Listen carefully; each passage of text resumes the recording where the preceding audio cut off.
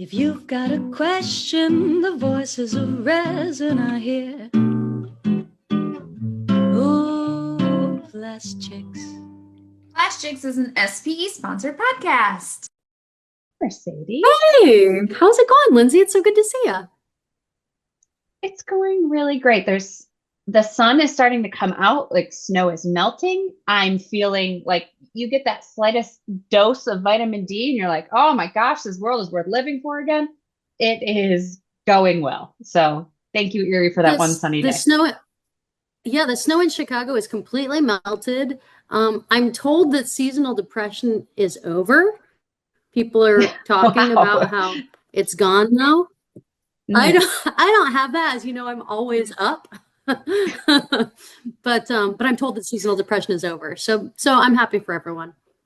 Well, I did see a report today that said it was a TikTok report, so take it for what you will, but I won't be questioning it further because it did say nerd clusters are the equivalent of taking one Ativan.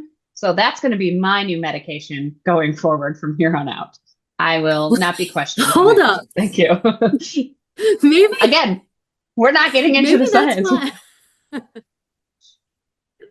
You're kind of blowing my mind now because maybe that's the secret to my good mood. I literally have, let me go and grab, hold on.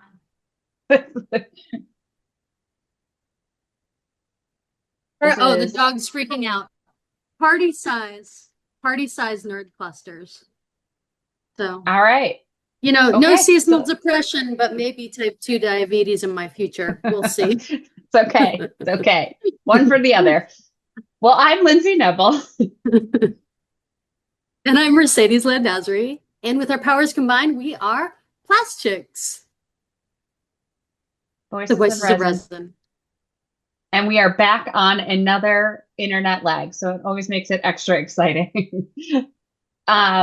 Well, you might even be able to hear my dog lapping up water in the background. It's a very exciting afternoon here. You know what? We like to sprinkle in little extras. You can listen to our podcast on Spotify, and there's episodes released on YouTube. All new episodes are released the first Friday of every month. And so Apple Podcast. Lynzie is not an Apple user as well. No, all the podcasts. Team Android. But today we have a guest that we didn't interact with him years ago, but we interacted with one of his colleagues, and it kind of came full circle in a recommendation from another colleague of yours, I believe, Geoff. And so today we want to introduce Geoff Foster, the CEO and president of Core Technology Molding Corporation. Thanks for joining us today, Geoff. I hope your day is also sunny or filled with nerd clusters. Well, it's sunny, not the nerd clusters, but it's going to be around 70 this week in the Carolinas. So very nice. Yeah, it's warming up nicely. Oh, mighty envious of that. Well, Mr. Foster, and I feel like I need to call you Mr. Foster because even though you aren't wearing a bow tie today, all of the pictures I've seen of you, you are wearing a bow tie, and that commands respect. So, Mr. Foster, I know you get this question all the time, but we have to start here. What made you bet on yourself and launch Core Technology back in 2006? So it's 20-year anniversary. 2006. Right? This is our 20-year anniversary. And I do get asked that all the time, but I was an engineer for about 17 years in corporate America. But while I was an engineer, I was designing a part for Ford Motor Company and solved a problem with leakage. And I got a U.S. patent, and which was really cool as a relatively new graduate out of school. But I think that really was an aha moment because I got a $99 U.S. patent plaque. And then they paid my employer $31 million for the idea. And that really seems fair. Yeah, seems fair. So it kind of motivated me, I'm going to say, to say, you know what, next time I come up with a creative idea, I want it to be from my own company. Didn't have a company at the time, but that's what really started me 6 years later, starting Core Technology. But it was the U.S. patent and taking an entrepreneurship course my last semester at Wake Forest, I was getting my MBA. And during that time, I realized that I could possibly start a company doing plastic injection molding and be an entrepreneur. But that was the aha moment back in 2000. I feel like that's some pretty good motivation there. You built your career, like you're saying, you had those six plus years in corporate America with some pretty big manufacturing companies. What are some of the leadership habits or that you took from some of those roles that kind of seeped into how you run core technologies? Yeah. So one of the keys I believe is I try to surround myself with people that are smarter than me. And you have to be comfortable with that and not feel threatened. But when you do that, you give them opportunities, you give them exposure, and you empower them to make decisions and support you. I don't want a bunch of yes men who just agree with me because I'm the CEO. I want them to challenge, and there's a healthy way, professional way to challenge, but I really focus on hiring people that are smarter than me and helping develop them to get to a higher level. And that's what I've learned in corporate America. Those are the ones that Hmm. really able to grow the company and to grow themselves professionally when they are put in those positions. So that's been the goal that I've learned in corporate America for sure. Yeah, I think that's a skill that like you kind of have to pick up right away. I know I've seen, you see some young engineers, young professionals start to get into engineering and you see, that I know these things, I've just learned these things. And while it's good to have that confidence, the ones that know where they can start finding that information or start seeking that advice, I feel like those are the ones that always go so much farther. I agree with you. I agree with you. Mhm. Now, technology looks like it's on an excellent growth path. Now, I mean, I think when we were trying to connect the other day, you guys were doing some construction as well, building a new facility. What's driving growth right now? Is it market shifts, strategy, culture, all of the above? Yeah, I think all the above, but really the market shift has been we have shifted from 5% medical device to 70% medical device Yeah. and 30% automotive. So the biological pharmaceutical has really taken off for us since COVID, where we actually doubled down and bought an additional clean room. So now we have two clean rooms. We have an ISO 7, a class 10,000, and an ISO 6, a class 1,000 clean room for medical device and for biological pharmaceuticals for vaccines. That growth has been phenomenal. We grew 300% since COVID. And when you say growth, we're building a new $28 million facility for our expansion. We're actually moving in as we speak, where we'll add additional machines, the clean rooms, but we can still triple. Our footprint will grow from 35,000 square feet to 104,000 square feet. So having Wow. additional space, that's going to help us scale in a big way. So, you say that the market shift, yeah, shifting from high automotive to 30% automotive was good for us.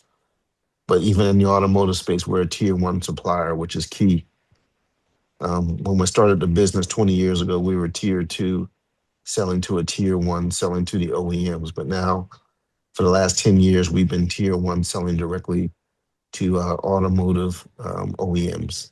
And that's key with the strategy, a lot more margin, and a little more control of our own destiny when you're tier one. Mhm. Absolutely. Yeah, there's so much change happening right now in which is Lindsay's world a little bit, right? Medical devices. But with pharma and healthcare moving to this, wraparound direct to consumer system, there's just so much opportunity for growth, whereas previously all these medical devices were sold B2B, there's this explosion, on my end for color, material, and finish in that space. A lot of really, really great new opportunities there. I'm glad that it's working in your favor. So am I. So am I. Yeah. and quite honestly, with the new administration as well, it's kind of gave us a shot in the arm where a lot of our customers had manufacturing going on in China, India, and other low cost producing countries. And because of the tariffs, they've reshored and brought business back to the US. So having this new facility is going to help us handle some of that additional capacity that was not there 2 years ago. So we're very thankful for that as well. The big question is with this new facility, are you already in the situation I think most people find themselves in, that they have this new building and they think, oh, we have all this space, and then you get in there and you say, uh-oh, we've got way less space than we planned on. We are almost ready for a new extension or a new building. Or how are you guys going to fit in this new space? Yeah, so right now we're about 60% full. So we believe we have a lot of capacity to grow. But there is also an additional building next door that no one has acquired. So there could be space there if we need it. But this new facility, again, is 3 times the size, and we're only about 60% full. That's nice. Yeah, I know several, especially when you start getting into medical device and biopharma, and you're setting aside room for clean rooms and all that stuff. It seems like things really go from like, oh yeah, that's plenty of space, to, oh no, where do we put this new machine we're getting in? So I'm glad you guys have a good leeway for that right now. And so one of the my former students is our engineering manager, Brandon Frederick. So he's very in tune with that, and he helps us manage that for sure. Even when there are some outsourcing opportunities, we'll outsource business to a few different other molders. Yeah, and North Carolina's got to be And a you good spot for mentioned that your too. former student. Yes. Yep. So I didn't mention So earlier. Yeah, go ahead. I'm sorry. yeah, go ahead. Yeah. So I've been an adjunct professor for over 20 years at North Carolina A&T State University in Greensboro, North Carolina. So I teach in the Department of Applied Engineering Technology. So I teach anything from polymers, uh, composites, even an entrepreneurship course, asset management. But I've been doing that for over 20 years. But I'm really cherry picking the best students. I always joke and tell them you're on a 4-year interview.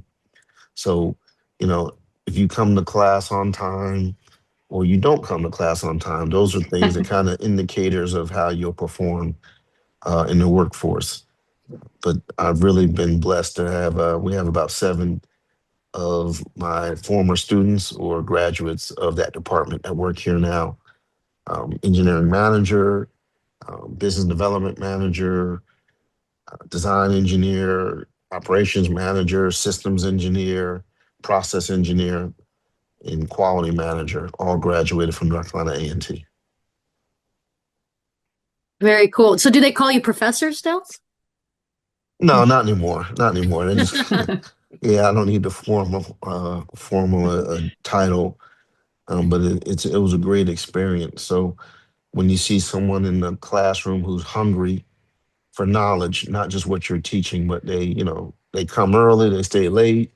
Hey, can we talk about this? Can we talk about that? Hey, can I come to the plant? Can I see this or that? You kind of know that they're different, right? Every student doesn't do that. And that doesn't make them a bad student if they don't do that. But these guys stick out where you say, you know what, this is someone I could hire one day. So that's what I think about when I'm in the classroom.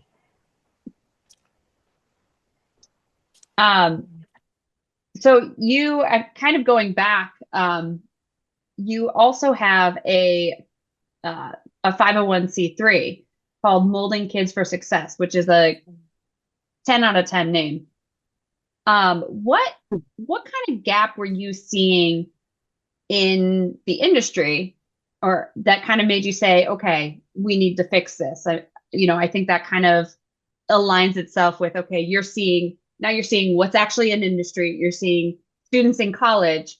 Where was that missing piece that helped you kind of start this molding for kids? or Yeah. molding kids for success.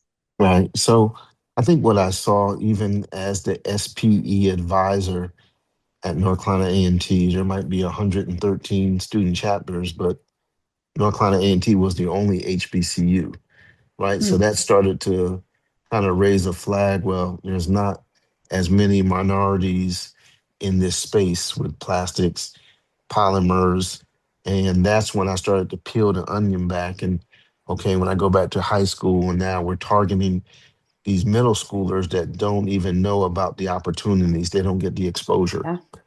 So we're really targeting underrepresented groups that are interested in STEM. They've been identified by their school that they have high STEM capacity, but they just don't get the exposure. So we do week-long camps. We do 8 camps every summer, and we provide them with a laptop, all the materials, clean room, apparel, but there's no fee. And we pay for their food. We bring a group in from South Carolina for a week when they have their hotel. We put them up, but really giving them opportunities to see people that look like them in these STEM professional roles. And I think that's where industry is kind of missing an opportunity by not Mhm. getting this group in sooner than later. Because when they're 20 years old, it's a lot more difficult to mold them. No pun intended, right? So that was the thought process behind molding kids for success. Really targeting middle school kids, giving them an opportunity You're, to get the exposure. yeah, you're so right there. Like, there's so many times where you look around who's in the industry, and it always comes down to like, oh, well, my grandfather was in the That's right. industry and he did this, and it's always just this like familial chain of who you know that was in the industry. So in order for us to start including more people and including more minorities and including, anyone that, I'm going to go with another pun, breaks the mold. We have to start I looking like at it. people who have never thought about plastics as a degree. And I love any opportunity to bring that in. And plus a week-long camp. That sounds so fun. I would 100% sign up for that as a kid. It is fun, and they have where they spend a couple of hours on robotics, a couple of hours in the clean room, and then they go to the classroom and then come back to the manufacturing floor and kind of apply what they learned. So 3D printing as well. But yeah, I would have been pretty excited about a camp like that as a child. And the best thing I would say is it's free because a lot of Yeah, the parents don't have the funding for that. So we, have that free of charge. that's amazing. That's amazing. That's so wonderful. And you said that it's not just students from North Carolina, it's from South Carolina as well. And you actually put them up in a hotel? Right, that's right. So we have a week in June because they get out of school way earlier than the northern Hmm. states. So in June, they come for a week, stay at a hotel. Of course, we provide transportation for them back and forth from the hotel to our facility. But that group, they're really excited about it. And there's different areas of the country, you'd be surprised they don't get these opportunities, and they really appreciate it. I have to say that their parents do. Their parents come, and they look forward to it as well. No. That's so cool. So cool. So, is there a fan, you mentioned there's robotics, there's, the clean room work. Is there like a fan favorite or like a certain reaction that you get from these students that tells you it's working? Yeah, yeah, great question. So I want to say the robotics because a lot of the students, they say, "Hey, I don't like geometry. I do good in it, but Mhm. why do I need this?" So when we take them on the manufacturing floor with the Whitmans, and Whitman have been very supportive. They've donated a robot for us. When they see the X, Y, and the Z axis that they learn about in school in geometry, and then they see what they're programming with the robot, that's when I see the light bulb come on and they get it, why we have to learn this. And why this is important, because we're teaching the robot based on the geometry with the X, Y, and the Z axis. And they see the direct correlation, right? So you can see when the light bulb comes on, they're like, oh, this is cool. Yeah, I see why we, and some of the teachers are attending as well, and they're nodding their head. I told you. But I think that's the piece where I see the light bulb come on, that something that they didn't like before, they see why it's important and why they should, do well in geometry, especially if you want to be an engineer. So that's always fun for me to see that light bulb come on. And for some of these kids, it comes on at different times, right? Some of it might come on the first day, some of it might come on the first hour, but we kind of do little interviews at the end, little testimonials, and try to capture what they got before versus at the end of the camp. And that aha moment for them is usually with the robotics, in my opinion.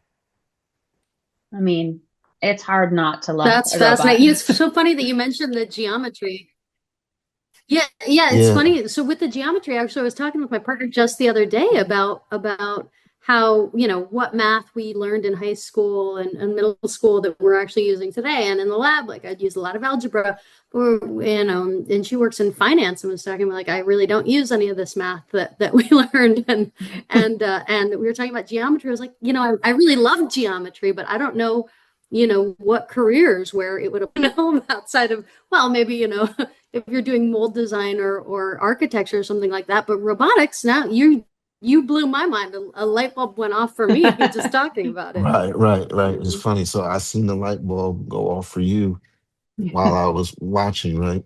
But I think when you see that with a kid, and not that you're not young, but when a 10-year-old light bulb goes off, I think it's probably even more impactful, because they have time to make decisions about their career, right?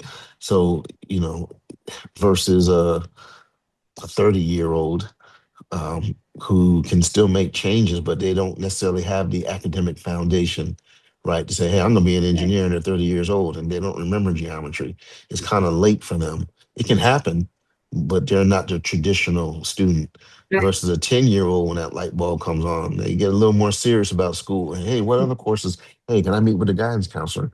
And I think it's a lot more impactful for a 10-year-old than a 30-year-old light bulb to come on. No disrespect, Mercedes. Okay. Absolutely. Yeah, Good. no, I don't want you to it's take too it that late way. for me. It's Well, too late for me. I don't No like to robot. use that. Kid, you Yeah, I don't save like to say yourself. too Go late, study but geometry and go into robotics. it's just a lot more difficult for a 30-year-old. That's right. Not impossible, but a lot more difficult. No, and I think you bring up another really good point about like the kids starting to correlate the geometry with like robotics, because I think we always say generically, if you want to go be an engineer, you have to be good at math and science. But those are two insanely broad topics that I think overwhelm kids when you put it that way. And they're like, Sure. oh, well, I'm not good at, calculus. Let's be honest, who is? Yeah. Or like, I'm not good at biology. Okay, well, you don't need to necessarily be like, let's narrow it down and show you how that specific area correlates to something fun that you could do. I think it just, that's always been like a pet peeve of mine, because I think it scares away a lot of really good candidates when they Sure. think I'm not good at all of it. Right. I agree with you. Yep. It intimidates. That's right. Yeah. And like, let's be honest, this plastics industry doesn't need to be scaring people away. we, That's right. we should change our approach on that. I agree. And going back to, it's not just North Carolina that that CORE is partners with. You're also partners with Wake Forest and High Point University as well. Is that correct? That's right. As well as NC State, in Oh, okay. Raleigh. Right. So now we're starting to do internships, projects, even capstone projects where Mm. different universities, and I tell you, since COVID, that actually helped with some of the colleges a little further away, where we can do virtual stuff, and then they can come in the summer and We even do a winter internship after final exams in December for a whole month. They'll stay here, work here, and kind of shadow and get some experience working with another engineer. But all of these schools have really strong either engineering programs. High Point University has a supply chain program where we actually did an internship and we hired a young man. He is our supply chain analyst now. He's really killing it, but he's not necessarily an engineer. However, he really understands supply chain. We shipped over 150 countries. So it's really important Wow. that we have someone who can understand logistics, looking at the best way to move freight inbound and outbound. So this is what other schools are bringing to core. But yeah, High Point University is probably our newest partner over the last 3 years. Yeah, I like that because I you think, and Core. go ahead, Mercedes. Sorry, there's such a lag. Sorry, go ahead. We'll edit that out. No, go ahead. No, I was just gonna say, I love to hear, especially I think the like winter internship, I think that's a really smart idea. And I think a lot of times companies are have the fortune of being located near schools with engineering degrees and maybe don't make the most use out of a partnership with them. But what you guys are doing is really kind of teaming that up to be something more than just like a drop in at a career fair and saying like, hey, come see us for the summer. Like a true partnership with capstone projects and that kind of stuff. I think that's a very I think it's something just underutilized in this industry. I think we tend to forget about what university students can provide in a plastics world. Yeah, I have to agree with you. And I think you have to be intentional. I think if you're Mhm. intentional, you can build a pipeline, right? Where some students, they're interns and others start out at capstone. And you really get a chance to see if, hey, do you really like plastics or do you love plastics, right? There's a difference. And if they Sure like it, is. that doesn't make them a bad student. Just this might not be for a career. But you get to kind of weed through that and it's not in a huge expense, right? Right? You're not hiring someone and they like plastics, but 6 months later they're bouncing to the next place. So we have the lowest turnover rate in Guilford County at less than 2%. Wow, that's Yeah, incredible. but I think we Wow. were able to find people who are passionate about it, and the ones who aren't passionate about it, they still do a great job in their capstone project or winter internship. But they learn engineering, but this is not what they're passionate about. But that Mhm. way you don't have the turnover, they're not frustrated and we're not frustrated. Now, you and Core were recognized by the Triad Business Journal as 2025 leaders in diversity. So, congratulations, first of all. Oh, But thank you. what, how do you build inclusion into the system without letting it become, just another checkbox? Yeah, and a great question. I think again you have to be intentional. So pleasantly surprised. We're 85% diverse in our leadership. And I think during COVID really helped us with that. We couldn't find people to work, period. Mhm. So we hired people from Best Buy, from Lowe's, from Home Depot, from restaurants who had no experience in manufacturing, but they needed a job and they wanted to work. And, they started learning about plastics and they got passionate about it. So we have a diverse group and they're even in our key leadership roles. So that's why I think we were recognized, not just because of the 85% diverse. We're not talking about operators on the floor necessarily. I'm talking about key roles in materials and logistics and supply chain in manufacturing, a team lead on the manufacturing floor.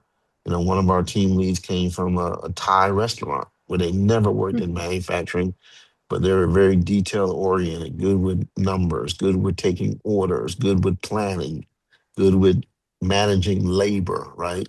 So looking at the number of machines and figuring out, okay, how many people do we need? And can't we move that person here and do some assemblies as well. And, those are things that, we didn't have to teach that person. They understood that because they did that in the restaurant. So I think you have to be, intentional, but you have to be a little strategic. And if some of these gift horses come to you, you gotta kind of look a little bit past, well, they never did manufacturing. Yeah, you're right. But they have a good attitude, positive, easy to work with, and they think outside the box. And that's what's helped us grow. So I think those are the reasons Mhm. why we were recognized again, not because of the 85% minority diverse piece. I think it's because they're in key strategic roles, and that's made a difference in the company, quite honestly. A lot of them come from humble beginnings, and they don't necessarily look for the most expensive way to fix a problem, right? They look Mhm. for more efficient, little Kanban, different just-in-time techniques that they've used in different industries, but they work across industries. So I think those are the reasons why we got recognized because of the roles these guys are in. Yeah, I think I always when I try to explain like engineering, especially to my kids, um, because they just think I make everything that's plastic, which I haven't totally corrected them on. But a lot of what I tell them is, engineering is just solving problems. And I think so often we look at what we have in other industries and forget that other people they're solving different problems. And, especially at a time like COVID, when you're kind of forced to creatively manage all these people that need jobs and how that fits into your company, to recognize where their strengths are and how they solve problems and how that fits into manufacturing and plastics, is a really it's it's a really cool like transition that was able to happen, because I don't think often we give people that opportunity. You kind of like say like you're born into plastics and then you just have to be there. And that's, again, I think that's excluding a big part of our population. I agree. I agree. Mhm. Um, and It reminds me I, of kind of what Latia Watson had told us back as she was inducted into she was a Women Breaking the Mold, I think 2024. And I think we had her on the yes, podcast a couple of years ago. And we were talking with her about, or maybe she presented at that conference on diversity in the workforce and how, pulling from different backgrounds, different industries, and again, the light bulbs are going off when you're telling about this person that you hired from the Thai restaurant, where it's like, oh my gosh, this is totally applicable, and it's completely the opposite of how all of these a lot of these agencies, right, are looking for people, or or AI searches when you're saying, oh, this is going to, or even on LinkedIn it says, here, this matches your skill set, this matches your background, here's something that a job that I know I can do because wow, I have all of these skills that are transferable, right? But I don't think a lot of people would even look at it that way, or look to those different types of backgrounds. It's just wonderful. yeah, I think it's worked out really well, and we, reward referrals as well. So if Lynzie brought Mercedes after Lynzie was working here for 6 months, I Lynzie would would. get a cash bonus. But that has helped also, right? Because no one wants to recommend a boat anchor, for lack of a Right. better words, right? Because that's always going to come back to you. Oh my God, who hired her? Who Right. recommended her? And you kind of get a black eye. So, I think the referrals have really helped. And, I don't think about restaurants the same way anymore. Just because someone didn't work in manufacturing, some of our best employees did not come from a manufacturing background. I do want to ask about something you mentioned, you separating like the likers of plastics versus the lovers of plastic. is that something, in your opinion, that you can tell off the bat, or is it something you have to kind of grow within them? I think it grows within them. So it might be a semester Hmm. um, at the beginning versus the end of the semester. And some of them, it takes 2 semesters to for that light bulb to come on, right? And it might be the second semester you see a light bulb comes on and they get a lot more energy because they're really understanding what we're talking about with thermodynamics, heating up a pellet, cooling it. Uh, and I think sometimes it takes, 2 semesters for me to determine do they like it or do they love it. Hmm. Great question, though. I mean, we are lovers of Mhm. plastics, obviously. So we are really jazzed when we hear about other lovers of plastics. That's cool. And Absolutely. I, Absolutely. And it's something.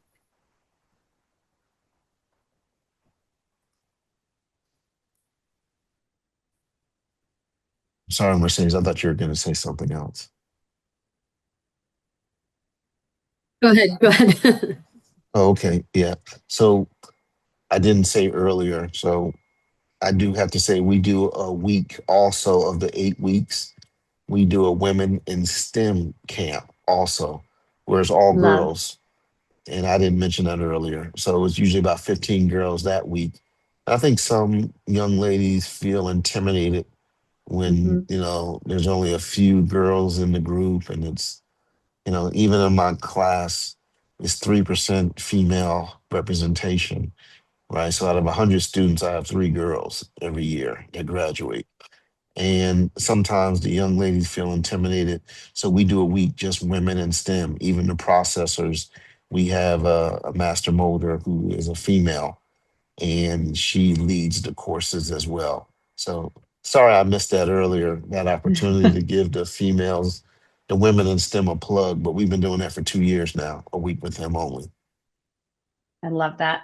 Yeah. Yeah. I talk about it with, It's I wonderful. sit on the executive um, committee for SPE, and I often talk about the fact that there are women that leave not just plastics, but a lot of engineering fields because they, are told that they can't handle it or they are too emotional or like all those things. And, um, it breaks my heart. It breaks my heart when I Sure. see people leave this industry, especially people that are lovers of plastics. Like I would be so sad if I was forced out of this industry. So you'll have to fight me out of this industry, but there are other people that, don't quite have their feet under them yet and they Sure. don't want to have to fight for it and they shouldn't have to. They should just be allowed Right. to be themselves in this industry.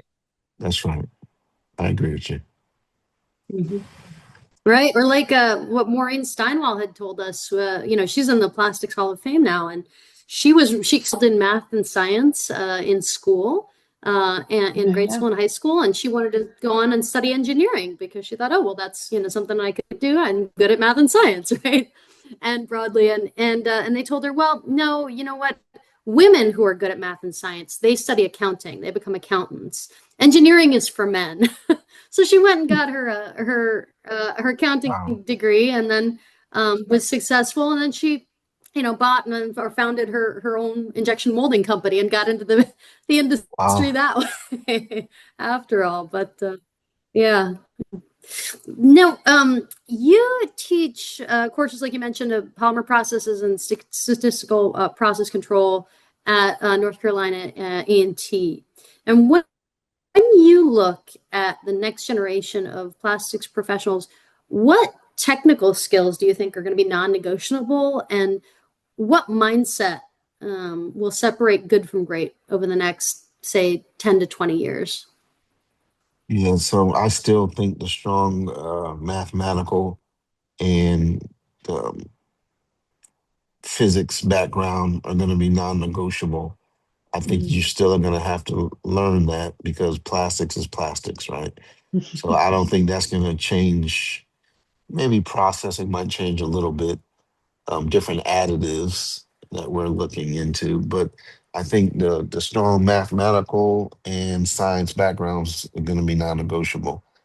However, when I look at the next 10 to 20 years, with that mindset, I think you really have to be have a global understanding and work with different cultures, right? We ship to 150 different countries, but we can't be biased towards one group or have different expectations. We have to be excellent, and we have to provide an excellent service to everybody. And I think if you don't have that mindset, you're gonna fall behind or you're gonna be unemployed. I think it's very important to have that mindset about excellence for everybody. And that's kind of what I look for. Uh, they can be great in the math and sciences, but if they don't have that mindset, open mindedness, um, it's probably not going to be a long term relationship. I think that's going to be the key shift. I think you're going to see with working with other cultures and other countries, and you're going to have to be able to do that. The landscape has been flattened, and Hmm. again, we ship to all these countries, several different time zones. We have to be aware of that and respect other groups, and that's kind of how business is done. It's going to be done that way. Yeah. Yeah, you're so right. There's no making this world more expansive. It's getting smaller, and you need to be aware of that every step of That's the right. way. That's right. So I try to teach that in the classroom as well, because and that's not necessarily a chapter in the book, right? However, it's something that we talk about with group projects. That's when I started to introduce that, just as everybody in the group doesn't look alike, which is somewhat Mhm. intentional when I put them in these groups. But it's an opportunity for you to work with somebody who's different, Mhm. and I think it's a good opportunity to show that you can do it or realize that, hey, this is a gap, this is a weakness, I need to work on this. Because if I don't bring it out, someone else is going to bring it out. Yeah, and I don't know. I assume it'd be similar kind of demographics with you know North Carolina A&T State as it is. Like I went to Penn State. It's a lot of local people, so it's people who haven't necessarily gone that far. They know their little corner of the world. Right. So introducing broader perspectives at that time is such a huge advantage when they head out in 4 years. That's right. Yeah. So there's a lot of international students, and there's a lot of Oh, first nice. generation students, like you possibly mentioned with locals, but that their parents didn't go to college, and they are their Hmm. first member of the family going to a 4 year university or getting a STEM degree, an engineering degree. So it's a first for them, but it's exposure, right? And get used to this, because you're gonna have to work with different groups in your career. So this might be the first time, but it shouldn't be the last. Exactly. Well, Mr. Foster, we'll go back to the formality. We're almost out of time here, but we really appreciate you coming on and taking time out of what we know is a very chaotic extra building sort of time in your life. Right. This conversation has been really awesome, and we've Great. appreciated having you on. Great. Well, thank you so much for having me. I was really excited when Brandon told me about your podcast. So thank you for the opportunity. Hopefully it motivates, inspires someone else to get into the plastic industry who might not have a family member or never even heard about plastic injection molding. Hopefully they'll ask questions and get some exposure and get an opportunity to get involved. I'm all Absolutely. for I'm it. hoping that it inspires some of these people who run the plants to invite more young students into their plants. That's really, Yeah. really impressive program that you started there. Really inspirational. Well, well, thank you. I'm really excited about it. The first year we had 20 students, and last year we had a total of 800 kids come through, not just the weekly camps, but we do industry tours as well. So a school can bring, we've had as many as 80 at a time. I prefer 30, but we've had 80 where a different, make a few different groups, but they get to go through the plant, go through the tool shop, get to go through the quality lab and just ask questions, see, touch, feel, And so we had 800 kids come for the last 2 years. That's incredible. Well, I am looking forward to hearing from kids saying, yeah, I think I went to core technology when I was younger. And I'll say, oh my gosh, so you're a lover of plastics. Right, they're a lover of plastics. That's right. Thank you. All right. Thank you. Thank you so much. If you've got a question, the voices of resin are here. Oh, PlastChicks. PlastChicks is an SPE sponsored podcast.